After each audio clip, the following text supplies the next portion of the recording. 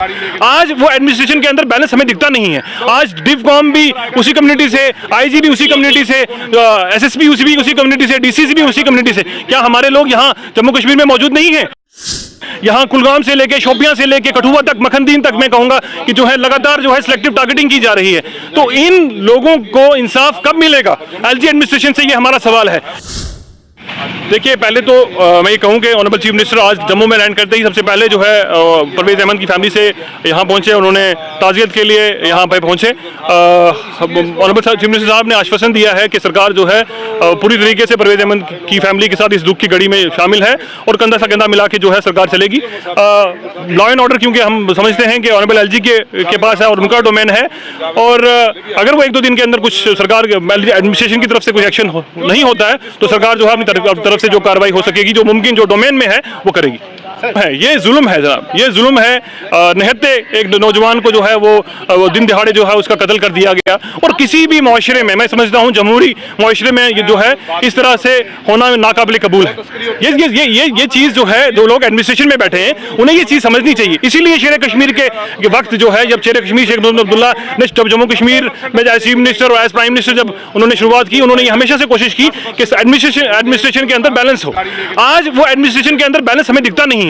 आज डिवकॉम भी उसी कम्युनिटी से, आईजी भी उसी कम्युनिटी से, एसएसपी भी उसी कम्युनिटी से, डीसीसी भी उसी कम्युनिटी से। क्या हमारे लोग यहाँ जम्मू कश्मीर में मौजूद नहीं है? क्या दूसरी कम्युनिटी से लोग ताल्लुक रखने में जम्मू कश्मीर में मौजूद नहीं है? ये सिलेक्टिव टारगेटिंग जो है ट्राइबल कम्युनिटी की हो रही है, और ना सिर्फ ट्राइबल कम्युनिटी की बल्कि एक ही मैं ये कहूँगा कि एक ही कम्युनिटी को टारगेट किया जा रहा है, और जो मंशा जो है उनकी यहाँ पे नजर आ रही है, ये सरासर गलत है। और एलजी एडमिनिस्ट्रेशन को मैं कहूँगा कि ऐसे अफसरान पे लगाम लगाने की जरूरत है, और ये सुनिश्चित करने की जरूरत है कि जम्मू कश्मीर एक गुलदस्ता, जिसे हिंदुस्तान का गुलदस्ता माना जाता है, जिसे हिंदुस्तान का ताज माना जाता है, उस मुल्क के उस यूनियन टेरिटरी के अंदर जो है वो माहौल अच्छा हो और यहाँ पे लोगों को इंसाफ मिल सके। मैंने पहले ही कहा, ड्यूल पावर सिस्टम में कभी भी किसी भी स्टेट के लिए, किसी भी यूनियन टेरिटरी के लिए, किसी भी रियासत के लिए ड्यूल पावर सिस्टम जो है वो सही नहीं है हो।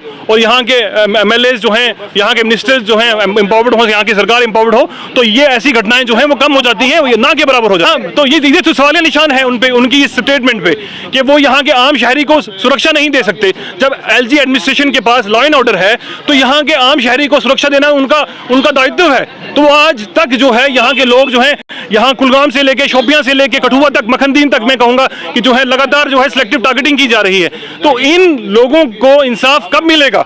एलजी एडमिनिस्ट्रेशन से ये हमारा सवाल है कि आप बड़े भाषण देते हैं, बड़ा कुछ कहते हैं, मगर जब इंसाफ की बात होती है तो आप पीछे हो जाते हैं। तो ये बात जो है, ये सवाल निशान एलजी एडमिनिस्ट्रेशन पे है कि एक तरफ से अगर आपके पास लॉ एंड ऑर्डर है, सिक्योरिटी है, तो ये आम शहरी जो आज निहत्ता उनको जो है मारा जा रहा है, तो एलजी एडमिनिस्ट्रेशन का और गवर्नर खासकर मनोज सिन्हा साहब का रोल इसमें क्या है और कहां तक जो है वो लोगों तक इंसाफ पहुंचा रहे हैं? तो वो तो एक ही, मैं ये समझता हूं कि ये तो मैं ये कहूंगा कि ये गलत है। एलजी एडमिनिस्ट्रेशन को और खासकर ऑनरेबल एलजी को यहाँ पे पहले दिन ही पहुंच जाना चाहिए था, उन्हें आना चाहिए था, यहाँ डिवकॉम को आना चाहिए था, यहाँ पे डीजीपी को आना चाहिए था, और देखना चाहिए था कि अगर एक तरफ से पुलिस के आला अधिकारी ने ऑन स्टेटमेंट, ऑन रिकॉर्ड उसने ये कहा कि ये नौजवान जो है शहीद हुआ है, जब शहीद का दर्जा उस नौजवान को मिल गया, जब आप ये मानते हैं कि उसका कत्ल हुआ है, जब एक इंसान का कत्ल हुआ है, तो डीजीपी को यहाँ पहुंचना चाहिए। और डीजीपी के पहुंचने के बाद मैं कहूँगा उससे पहले भी और उसके बाद जो है ऑनरेबल एलजी को यहाँ पहुंचना चाहिए कम से कम, और कुछ नहीं तो यहाँ फैमिली के साथ खड़े, इस दुख की घड़ी में तो खड़े हो सकते हैं। अगर वो कुछ दे नहीं सकते, कम से कम इस दुख की घड़ी में इस फैमिली के साथ तो खड़े हो सकते हैं।